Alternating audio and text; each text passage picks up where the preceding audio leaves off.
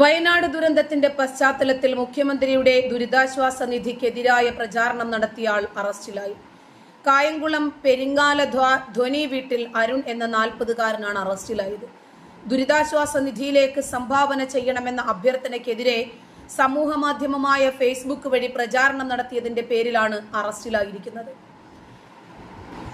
മുഖ്യമന്ത്രിയുടെ ദുരിതാശ്വാസ നിധിക്കെതിരെയുള്ള വ്യാജ പ്രചാരണങ്ങൾ നിരീക്ഷിക്കുന്നതിന് സമൂഹ മാധ്യമങ്ങളിൽ സൈബർ പോലീസ് പട്രോളിംഗ് ശക്തമാക്കിയിട്ടുണ്ട് എന്ന് പോലീസ് അറിയിച്ചു.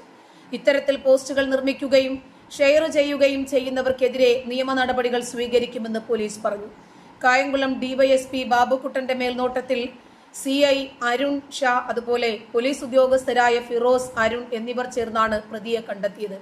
സോഷ്യൽ മീഡിയകളിൽ വ്യാപകമായി മുഖ്യമന്ത്രിയുടെ ദുരിതാശ്വാസ നിധിക്കെതിരെ പലരും സംസാരിക്കുന്നുണ്ട്. ഇപ്പോ നമുക്കറിയാം, കിറ്റക് സാബു അടക്കമുള്ള ആളുകൾക്കെതിരെ